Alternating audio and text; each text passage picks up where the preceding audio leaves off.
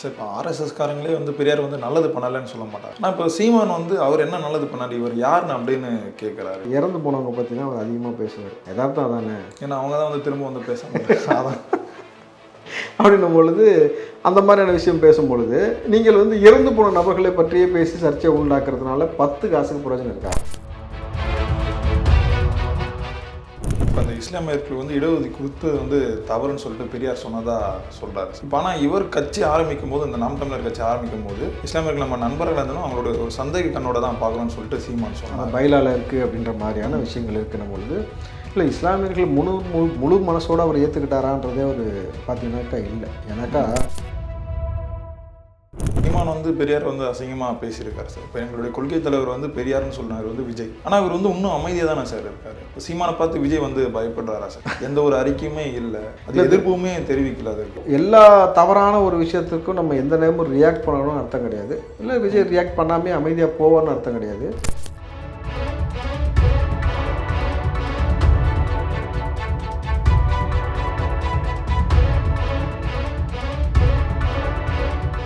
Sir வணக்கம் sir. வணக்கம் நட்ராஜ். சீமான் எப்போல்லாம் பேசுகிறாரோ அதெல்லாம் ஒரு சர்ச்சையாக மாறிடும். இப்போ பெரியார் பற்றி பேசுகிறாரு, ஒரு மிகப்பெரிய சர்ச்சையாக மாறி இருக்கு. இது இந்த பேச்சை எப்படி சார் பார்க்க? சீமானுக்கு முன்னாடி இது போன்ற சர்ச்சையான இதே கருத்தை பல நபர்கள் பேசியிருக்கிறாங்க. அன்றைக்கு அது வந்து பெரிய பூதாகரமாக ஆகலை. ஏன்னா அவர்கள் யாரும் பெரிய அரசியல் கட்சியோட தலைவர்கள் கிடையாது. நீங்கள் ஒரு கட்சியோட தலைவராக ரெப்ரசன்ட் பண்ணும்போது தான் இப்போ இங்கே சிக்கல். எவனோ மூணாம் தரக்க வருது, எவனோ குடிச்சுட்டு ஏதோ வளரணும்னு வச்சுங்களேன், அது பெரிய தாக்கத்தை ஏற்படுது. அவங்க இடக்கலாம் குடியார பயன்ட்டு போயிடுவான், அவங்ககிட்ட போய் என்னத்தை மல்லு கட்டிக்கிட்டுன்ட்டு. இப்போ ஸ்டாலின் ஒரு வார்த்தை தவறாக பேசும்பொழுது தான் பெரிய எதிர்வினை. எடப்பாடி ஒரு விஷயத்தை தவறாக சொல்லும் பொழுது ஒரு எதிர்வினை ஏற்படும். ஏன்னா ஒரு அரசியல் கட்சி தலைவர் என்பவர் ஒரு கட்சியை வழிநடத்துகிறார், பல கோடி தொண்டர்களை வழிநடத்துகிறார் பொழுது நீங்கள் முன்மாதிரியாக இருக்கணும். அப்போது நீங்கள் பேசக்கூடிய சொல்லில் வந்து பெரியார் ஒரு வேளை அப்படி சொல்லியிருக்கிறாரா இல்லையான்ற எவிடன்ஸ் நீங்கள் காட்டுங்க. இருக்குது இல்லைன்றது அவங்க சொல்லட்டும். ஆனால் ஒரு வேளை அப்படி சொல்லியிருந்தாலும் அதை இந்த இடத்தில் பேச வேண்டிய அவசியம் என்ன? அது விஜய்க்கு எதிராக நீங்கள் வந்து ஒரு கருத்தை பதிவு பண்ணும் பொழுது நீங்கள் பதிவு பண்ணுவதுன்றது வந்து அது அழகா? உங்களுடைய நான் பல முறை சொல்லிட்டு உங்களுக்கு நோக்கம் திமுகவை இங்கிருந்து அப்புறப்படுத்துறது தான் இருக்கணும். எப்படி இந்த மாணவிக்காக இதுவரைக்கும் ஒன்றிணையாத நீங்கள் எல்லோரும் ஒன்றிணைந்தீங்க. அதிமுக, பிஜேபி, விஜய் கட்சி, பாட்டாளி மக்கள் கட்சி, சீமான்னு சொல்லி எல்லாரும் ஒன்றிணைஞ்சிங்களா, அதுபோல் வந்து இவர்களை அப்புறப்படுத்துறதுக்கான ஃபோக்கஸ் இருக்கணுமே தவிர நீங்கள் விஜயை குறித்து பேசும்பொழுது கொள்கை தலைவர்கள் சொல்லிட்டு இவர் வந்து அதேமாதிரி திராவிடத்தை இருக்கிறார் எப்படி இதெல்லாம்ன்றது வந்து நீங்கள் அப்படி பேசாமல் இதை வேறு மாதிரி கொண்டு கன்வே பண்ணிங்கன்னு வச்சுங்களேன், ஈஸியாக இருந்திருக்கும். எப்படி பெரியார் என்ற நபர் ஏன் முதல்ல பெரியார்னு அவர் சொல்ல ஆரம்பிச்சிங்க? ஈவே ராமசாமி நாயக்கர். எப்படி ஈவே ராமசாமி நாயக்கர் ஏன் பெரியாராக வந்தார்? தட்சணாமூர்த்தி எப்படி கருணாநிதியை வந்து கருணாநிதி எப்படி கலைஞராக மாறினாரோ அதுபோல் நீங்கள் எல்லோரும் உங்கள் எல்லோருக்கும் வேறு ஒரு அடையாளம் தேவைப்படுகிறது. நீங்கள் வேறு ஸ்டேட்டு வேறு மொழி பேசுகிற நபர்கள் இல்லைன்ற மாதிரி இங்கே கொண்டு வந்து இங்கே அரசியல் பண்ணுவதற்கு திராவிடன்ற பொருவில் ஒழிஞ்சிக்கிட்டீங்க. அந்த திராவிடன்ற ஒரு பொருவில் ஒழிஞ்சிக்கிட்டதுனால நீங்கள் வந்து தமிழுக்கு எதிராகவும் பெரியார் பேசியிருக்கிறாரு. நீங்கள் இப்படி கன்வே பண்ணி அவர் இப்போ விஜய் வந்து பெரியார் வந்து இதுக்காக போகிறானா அதுக்காக போகிறானான்னு பல விஷயம் நீங்கள் சொல்லும்போது ஒரே இலையில் உணவையும் மலத்தையும் வச்சுட்டு மலத்தை கண்டுக்காமல் உணவை சாப்பிட்னா எப்படி ஏற்றுக்கொள்ள முடியும்? நீ தமிழனை வந்து இழிவாக பேசிட்டு தமிழுடைய வரலாறு இழிவாக பேசின நபரை ஏற்றுக்கொள்ள மாட்டப்பா, அதை நீங்கள் ஏற்றுட்டு கூடாது விஜய், இப்படி நீங்கள் சொல்லியிருந்தீங்கன்னா அது பெரிய இம்பாக்ட் ஏற்படுத்திருக்காரு. நீங்கள் இப்படி சொல்லாமல் இதை மடைமாற்றும் பொழுது தான் இங்கே பெரிய இதை வேறு மாதிரி பேசும்பொழுது ஒரு சர்ச்சை. தொடர்ச்சியாக அந்த சீமான் வந்து ஒரு மதத்தை குறித்தோ ஒரு பிரிவினைவாதத்தை குறித்தோ பேசக்கூடிய பேச்சு தவிர்த்துக்குங்கன்னு பல வாட்டி சொல்லியாச்சு. இப்போது இதில் நம்ம 2 பாயிண்ட்லேயும் பார்க்கணும். அண்ணா வந்து அண்ணாதுரைன்றதுனால தான் அவர் அண்ணான்னு கொசுருக்கி சொன்னாங்க. பட் இவங்க பேரே வந்து வேறு. ஆனால் இவர்களை வந்து பெரியார்னு ஒரு போர்வைக்குள்ளே வந்திருக்காங்க. அப்படின்னும் பொழுது இந்த போர்வைக்குள்ளே இருந்துக்கிட்டு இவர்கள் என்ன செய்தார்கள் தமிழ் மண்ணுக்குன்னு ஒரு விஷயம் பார்க்கும்போது ஒரு பக்கம் நல்லது நிகழ்ந்திருக்கு, ஒரு பக்கம் வந்து சில தவறுகளும் நடந்திருக்கு. நீங்கள் மொழியை குறை சொல்லியிருக்கீங்க அப்படின்னாலும் ஒரு பக்கம் நீங்கள் வந்து போராடக்கூடிய வேலை செஞ்சுருக்கீங்கன்னா இதை நீங்கள் எப்படி நுட்பமாக புரிஞ்சுக்கணுன்னாக்கா, நீங்கள் வரலாற்றில் மடைமாற்றி வேறு மாதிரி வரும்பொழுது பெரியார் அதாவது ஈவே ராமசாமி பெரியாராகவும் தட்சிணாமூர்த்தி கலைஞர் கருணாநிதியாக மாறும் பொழுது இவர்கள்லாம் வேறு போர்வில் திராவிடன்ற போர்வில் உள்ளே வந்து இது எங்கே வரைக்கும் கொண்டு வந்து நின்றுருக்குன்னா எல்லா இடத்துலையும் கலைஞர் சிலையை கொண்டு வந்து வைக்கிற அளவுக்கு ஆயிடுச்சு. உங்களுக்கு அப்புறம் உங்கள் சிலைக்கு அப்புறம் ஸ்டாலினுக்கு அப்புறம் உதயநிதிக்கு அப்புறம் இன்பநிதி, இந்த சிலையெல்லாம் கொண்டு வந்து வைக்கும்போது வரலாற்றில் உண்மையாகவே மக்களுக்காக போராடின தலைவர்கள் இங்கே மடைமாட்டி காணாமல் போவதற்கான எல்லா சாத்தியக்கூறும் இருக்குது. அதை உங்களுக்கு சூட்சமாக புரிய வச்சிடுறேன். உதயநிதி தலைக்கு ஒருத்தர் வேலை வச்சார் சாமியார் நாட்டில் இருந்து, ஞாபகம் இருக்குங்களா? சனாதன மேட்டருக்கு. அப்போது உதயநிதிக்கு மிகப்பெரிய பந்தோபஸ்து பாதுகாப்பு கொடுக்கப்பட்டது. ஏன் ஊரில் என்னை தாண்டி உதயநிதி யார் தொட்டுவா? நான் யதார்த்தமாக கேட்குறேன். எனக்கும் அதாவது பல நபர்களுக்கும் திமுகவிற்கும் உதயநிதிக்குமான அரசியல் கருத்து வேறுபாடு இருக்கும். எங்களை மீறி வந்து உங்களை யாரும் தொற்ற முடியாது. அப்போ இவ்வளோ பாதுகாப்பு கொடுக்க வேண்டிய ஒரு அவசியம் ஏன் ஏற்பட்டுக்குன்னா, வடநாட்டுக்காரன் ஹிந்திக்காரன் தான் பெரும்பாலும் இங்கே உள்ளே வந்திருக்கான். எப்படி தட்சிணாமூர்த்தி பெரியாராக மாறினாரோ அது போல் ஒரு அரசியலை புரிஞ்சுக்கங்க நடராஜ். வந்த வடநாட்டு நபர்களுக்கு இங்கே தங்குவதற்கு, இங்கே அவன் வாழ்கிறதுக்கு இடம் கொடுக்கலாம், ரேஷன் கார்டு கொடுத்து அவன் பொருள் வாங்கிக்க சொல்லியிருக்கலாம். ஆனால் நீங்கள் என்ன செஞ்சுருக்கீங்கன்னா, ஆதார் ஐடியை வந்து அவனுக்கு இங்கே மாற்றி கொடுத்துருக்கீங்க, ஓட்டர் ஐடி இங்கே மாற்றி கொடுத்துருக்கீங்க. இது எதோடைய சிக்கலில் போய் முடியும்னாக்கா, இவன் வந்து எங்கேயோ இருந்து வந்தவன் தமிழ்நாட்டை யார் ஆளுன்றதை இவன் ஓட்டு போடுறான். இவனுக்கு அதுக்குமான எந்த உரிமையும் கிடையாது. அப்போது இவன் நாளைக்கு ஒரு கொலை செஞ்சுவிட்டு ஓடி போயிட்டானா, நீங்கள் எவிடன்ஸ் தேடிங்கன்னா எங்கே நிற்கும்? இங்கே தான் அட்ரஸ் ப்ரூஃப் காட்டும்.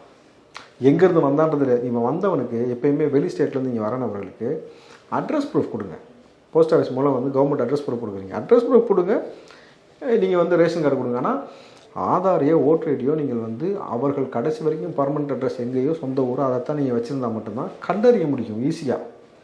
அப்போது எப்படி வந்து வரலாறு வந்து பெரியார்லேருந்து இப்படி மாறி மாறி மாறி தமிழ்நாட்டில் தமிழ் மண்ணில் நம்ம வாழ்கிறதுக்கான இடம் பறிபோகுது, நம்மளுடைய உழைப்பு பறிபோகுது, இங்கே நமக்கு வேலை வாய்ப்பு இல்லாமல் போகுது. எல்லாமே அவங்க வர வேண்டிய அவசியம் என்ன இருக்கிறது? ஒரு வேலை இருக்குல்ல. இப்படி கால மாற்றம் ஏற்பட ஏற்பட நம்மளுடைய மொழி மறக்கடிக்கப்பட்டு வேறு மாதிரி போயிடும். இப்போது சென்னையில் கலோக்கியல்னு சொல்கிறாங்கல்ல, பல லாங்குவேஜ் பல விதமாக பேசப்பட்டு வரும்பொழுது யார் இங்கே பூர்வக்குடின்னு தெரியாமல் போயிடுச்சு. ஏஆர் ரஹ்மான் ஆஸ்கார் அவர் மேடையில் போய் நின்றுட்டு எல்லா புகழும் இறைவனுக்குன்னு தமிழில் பேசின பிறகு தான் முட்டு நோக்கினான் என்ன மொழின்ட்டு. இவன் தமிழன், இவனுடைய வரலாறு என்ன அப்போ தான் தேடினான். இப்போ மொழி ரொம்ப முக்கியம், நம்ம வரலாறு ரொம்ப முக்கியம். நீங்கள் திராவிடன்ற போர்வைக்குள்ள உள்ளே வந்து இந்த வேலை செய்கிறீங்கல்ல, அதை முதல்ல நிப்பாட்டணும். அப்போ சீமான் அவர்கள் இப்படி ஒரு அணுகுமுறையை மேற்கொள்ளணுமே தவிர, சரி சார், அதுக்காக பெரியார் சொல்லாததை வந்து சொன்னதா சொல்றது இருக்குல்ல, வந்து காமச்சை அதிகமாக இருந்ததுன்னா அதோடைய மகளுடைய அந்த தாய் இல்லை அக்கா அந்த மாதிரி சொல்றாருல்ல, அதே ஒரு தவறான இது தானே? ஆமாம், அதுக்கான எதிர்வினையை அவர் எதிர்கொள்வார். நீங்கள் இப்போ அவர் அந்த மாதிரி பேசுனது அப்படிக்கான எவிடன்ஸ் இல்லைனாக்கா நிச்சயமாக அதுக்காக வழக்கு போடுவார்கள், யாரும் விட போகிறது கிடையாது. சட்ட ரீதியாக சில விஷயங்கள் மேற்கொள்ளணும். அப்படி இருக்குன்ற ஆதாரத்தை இவர் வெளியில் கொண்டு வந்து காமிச்சு அதுக்கான ப்ரூவ் பண்ணிட்டாங்கன்னா ஏன் நம்ம அப்போ அவரை சில விஷயங்களை ஏற்றுக்கொள்ளணும் ஒரு பெரிய இங்கே ஒரு கேள்வி ஏற்படும். இப்போது ஒருவேளை பெரியார் அப்படி சொல்லியிருந்தால் ஏன்னா இப்படிலாம் பேசின நபர் எப்படிலாம் நம்ம ஏற்றுக்க முடியும் அப்படின்னு அப்படி சொல்லவே இல்லையா சார்? அது வாதத்துக்கு சொல்கிறேன், சொல்லியிருந்தால்ன்றதுக்கான எவிடன்ஸ் இவங்க கொடுத்தால், அப்படி சொல்லவே இல்லைன்னும் பொழுது இப்போது இந்த இடத்துல இன்னொரு ஒரு சந்தேகம் சீமான் மேலே எங்கே எழும்புனாக்கா, இன்றைக்கி இந்த அண்ணா யூனிவர்சிட்டி விவகாரம் தான் இந்த பூதாகரமாக போய்கிட்டு இருக்கும் பொழுது, அப்போது இந்த விஷயத்தை பூதாகரமாக போய்கிட்டு இருக்க விஷயத்தை மடைமாற்றுவதற்காக நீங்கள் திமுகவோட இணக்கமாக இருந்து கொண்டு இப்படி சர்ச்சையான பேசுனீங்களா? அப்போ இப்போ கவனமெல்லாம் எங்கே வந்துச்சு பாருங்கள், அந்த யூனிவர்சிட்டி மேட்டரை விட்டுட்டு இதுக்கு வந்துருச்சு. இதுலேயும் அந்த ஆரோக்கியசாமி ஜான் ஆரோக்கியசாமி விஜயோடைய கட்சி சார்பான அந்த ஆடியோ தான் இப்போ ரெண்டும் தான் இப்போ வலைதளங்களில் முக்கியமாக பேசும் பொருளாக மாறிக்கிடும் பொழுது அந்த நிகழ்ச்சியை கடத்தி கொண்டு போவதற்கான வேலை. ஏன்னா இந்த ஒரு நிகழ்வு மட்டும்தான் 17 நாளாக தொடர்ந்து தமிழ்நாட்டில் ஹெட்லைன்ஸாக இருக்குது. இன்னும் சொல்ல போனால் அதிமுக அதை விடுவதாக இல்லை, சட்டமன்றத்துக்கு வரும்போது கருப்பு சட்டை போட்டு திரும்ப ஞாபகப்படுத்துகிறாங்க. அப்போ மடைமாற்றுவதற்கு செய்தி தேவைப்படுகிறது. இப்போ சீமான் அவர்கள் திமுகவுக்கு விலை போய் இப்படி ஒரு பேசிட்டாரா? இங்கே ஒரு சந்தேகம் எழும், இயற்கையாகவே எழுதணும் பொழுது. அப்போ நீங்கள் இதை தவிர்த்துட்டீங்கன்னா ஏன் இப்போ பர்பஸாக இந்த விஷயத்த பேசணும்? எவ்வளவோ விஷயம் இருக்குது தம்பி. நீங்கள் திமுகவுடைய கொள்கையை வந்து விஜய் ஏற்றுக்கொள்ள, அவர் சொன்னது திராவிடத்தை ஒரு பக்கமாக ஏற்றுக்கணும் பொழுது திராவிடத்தை பற்றி சொல்வதற்கு 1000 விஷயம் இருக்குது. அப்புறம் திராவிடத்துடைய ஒட்டுமொத்த அடையாளமும் வெறும் பெரியார் தான், அந்த பெரியார் இப்படி பேசியிருக்கான்னு சொல்லி நீங்கள் கான்ட்ரவர்சி ஏற்படுத்துறீங்கிற பொழுது, இந்த நேரத்தில் விஜயை வச்சு நீங்கள் ஏற்படுத்துறீங்கிற பொழுது தான் ஒரு சந்தேகம் எழுகிறது. இப்போ இந்த அரசியல் இருக்கக்கூடிய எதிர்வினை சாதகம் பாதகம், அப்போ அண்ணன் வந்து கடைசி வரைக்குமே ஒரு கான்ட்ரவர்சியை உருவாக்குவாரா இல்லை உண்மையாலுமே அப்படி தான் போச்சான்றதுக்கான விளக்கத்தை அவர்களும் ஆளும் கட்சியும் தீக்கானவர்கள் தான் பார்க்கணும். இப்போ அதே மாதிரி சமூக நீதிக்காக போராட்டத்தை வந்து பெரியாரோ இல்லை ஆணைமுத்துவான்னு கேட்குறாரு சார். யார்? சீமான். சமூக நீதிக்காக போராடியது ஆணைமுத்துவா இல்லை பெரியாரான்னு கேட்குறாரு சார். சமூக நீதிக்காக ஒவ்வொரு நபரும் போராடணும்.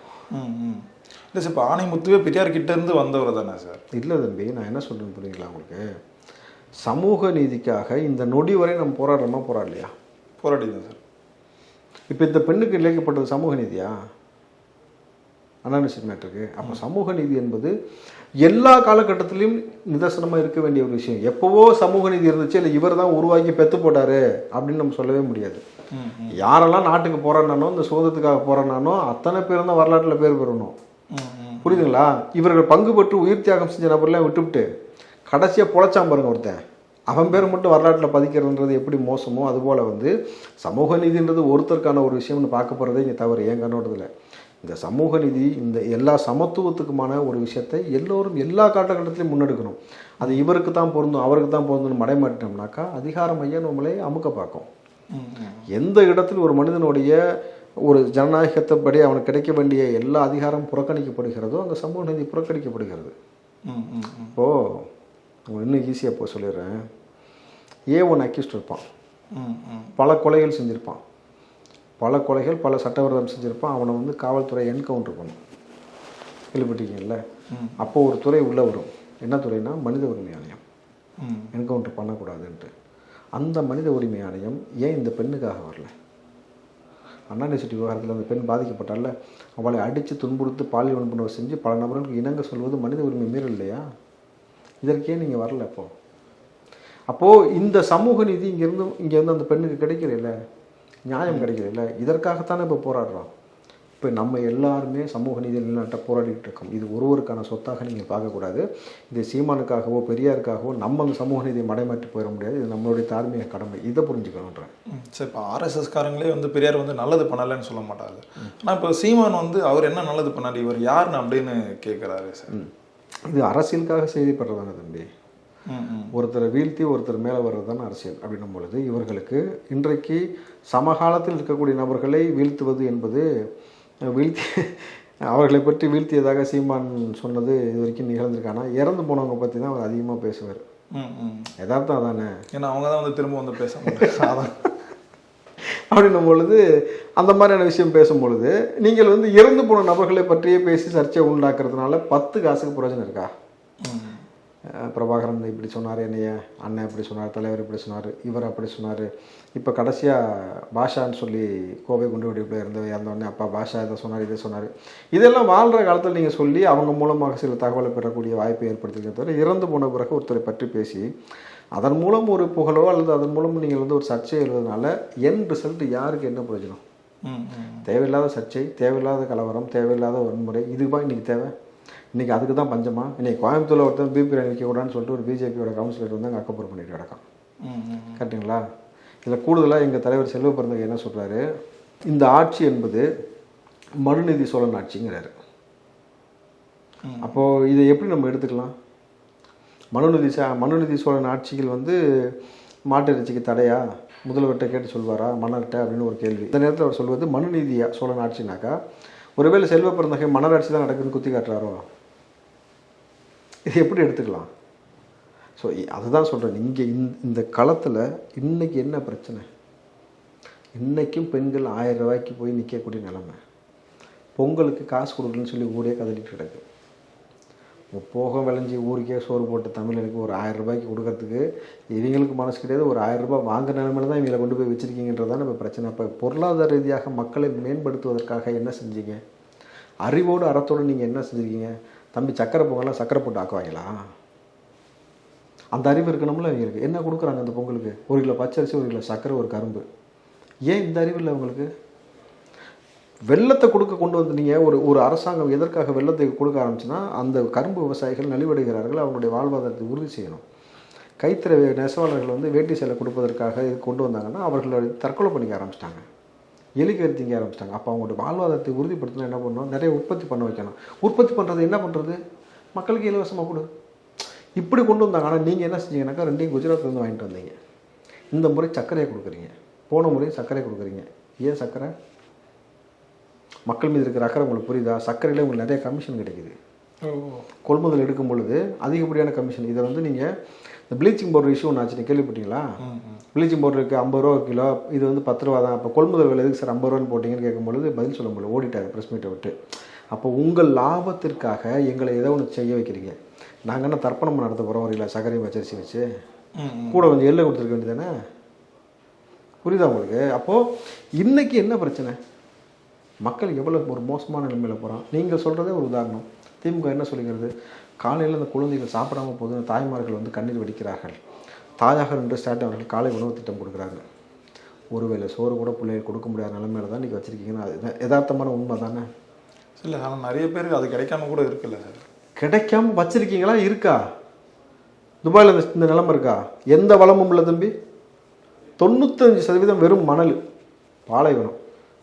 நீங்கள் உலகத்தில் விளையிற எல்லா ஃப்ரூட்ஸ் அங்கே தான் கிடைக்கும், வேறு எங்கேயுமே கிடைக்காது. நீங்கள் துபாய் போயிருக்கீங்களா? இல்லை சார், போனவர்கள்ட்ட கேளுங்க.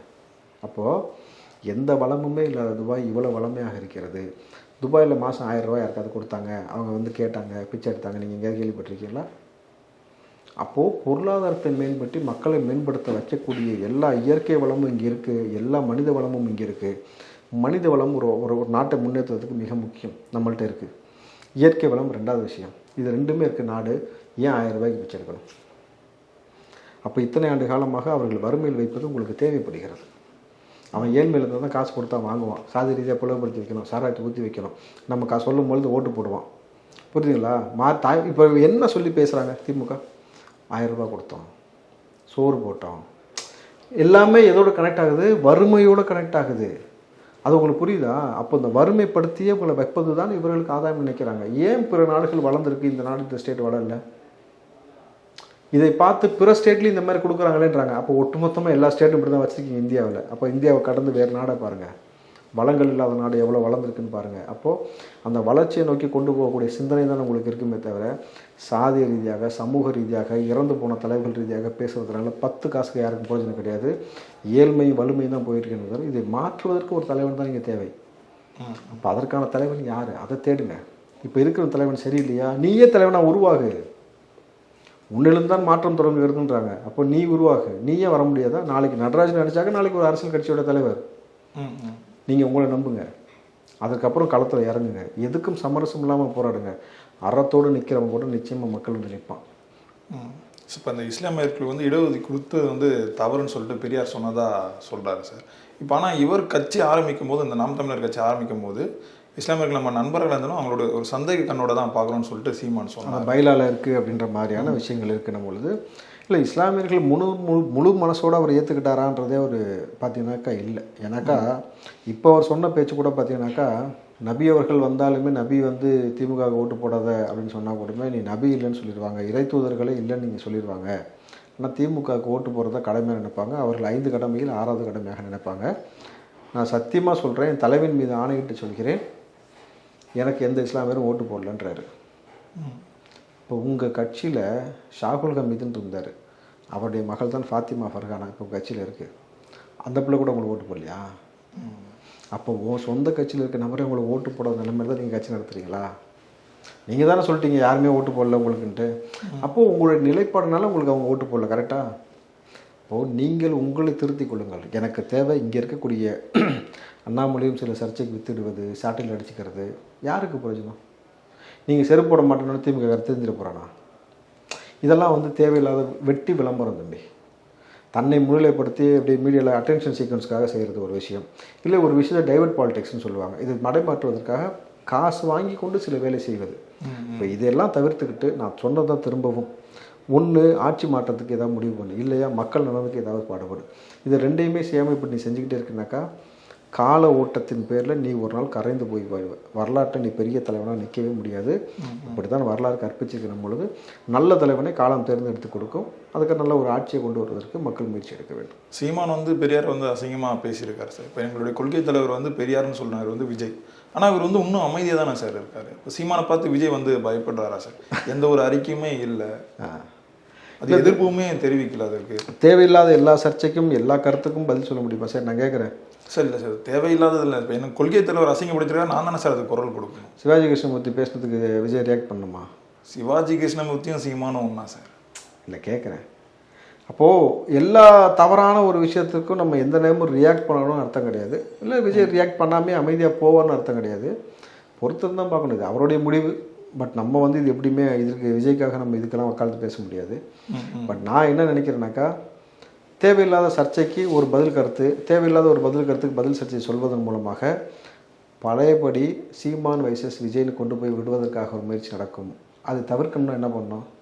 அமைதியாக இருந்துட்டோம்னா, நீங்கள் என்னதான் விஜய் இந்த சீமான் குரல் வித்தை போட்டாலும் விஜயை பற்றி அவர் கடந்து போய் டார்கெட்டில் ஃபோக்கஸ்டாக இருக்காருன்னு அர்த்தம். நீங்கள் அப்படி தான் அதை பார்க்கணும். சார் இப்போ இது எல்லாத்தையும் விட்டுடலாம் சார். இப்போ சீமானுக்கு ஆதரவாக அண்ணாமலை வராரு, அவருடைய எப்படி சொல்கிறதுன்னா இதுக்கான ஆதாரங்கள் எல்லாத்தையும் நான் வெளியிடுறேன்னு சொல்கிறாரு. எதுக்கு ஆதாரமானா இப்போ பெரியார் பேசினாருன்னு சொல்கிறது, அது எல்லாத்துக்கும் ஆதாரம் வந்து நான் வெளியிடுறேன்னு சொல்லி சொல்கிறாரு. இப்போ இது எப்படி பார்க்குறீங்க? இப்போ ஏற்கனவே வந்து சீமான் வந்து ஒரு பிடிஎம் தான். இல்லை இது எப்படி நம்ம பார்க்கணும், நீங்கள் அப்படி பார்க்க தேவையில்லை. அண்ணாமலையும் திமுகவை முடிவு கட்டணும் பொழுது இவர்கள்லாம் ஒரு புள்ளியில் ஒன்றிணைகிறாங்க, அவ்வளோதான். நீங்கள் வந்து அதற்காக சீமானும் அவங்களும் ஒன்றுன்ற மாதிரி நம்ம எடுத்துக்கொள்ள முடியாது. அண்ணாமலைக்கும் திமுகவை முடிச்சு விடணும். அதுக்கு தான் வந்து செருப்பு போட மாட்டேன்னு சொல்லிட்டு இருக்காரு. இப்போ செருப்பு போட்டிருக்காரா? முதல்ல அதை விசாரிக்கணும். புரியுதுங்களா? அப்போது இவங்க சில ஆதாரத்தை கொடுக்குறேன்னு ஆரம்பத்தில் வந்து பிஜேபிக்கும் பெரியாருக்கும் உங்களுக்கு தெரியும்.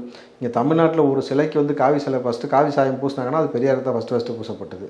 இப்போ அவங்க அந்த மாதிரி தான் முன்னெடுத்து வருவார்கள். அப்படின்னும் பொழுது அதான் சொல்லலை, இந்த டைவர்டிக் பாலிடிக்ஸ் இதனால் யாருக்கு என்ன நன்மை? நன்மைக்காகத்தான் நீங்கள் அரசியலுக்கு வந்தீங்களே தவிர நீங்கள் அதை வச்சு பப்ளிசிட்டி அடைவதற்கோ இப்படி பைத்தியக்காரத்தனமாக சில வேலை செய்வதற்கோ இல்லைன்றதை மக்களை புரிஞ்சுக்கணும். இது ஒரு செய்தியை வந்து நம்ம பேசாமல் இதை பெருசாகாமல் போ நீ இப்படி தான் கடைசி வரைக்கும் பாட்டு ஒரு மூலையில் உட்காந்து பேசிட்டேன்னு சொல்லி கடந்து போயிடணும். இதை ரொம்ப நம்ம பேசி இதுக்கெல்லாம் ரொம்ப முக்கியத்துவம் கொடுத்து அதை ஒரு பெரிய ஒரு பாலிடிக்ஸை நம்ம மாற்றக்கூடாது. ஏன்னா நம்ம ஃபோக்கஸ்டாக மக்கள் பிரச்சனையை கொடுத்தே கொண்டு போயிடலாம். ரொம்ப நன்றிகள் சார், எங்களோட நேரம். நன்றி.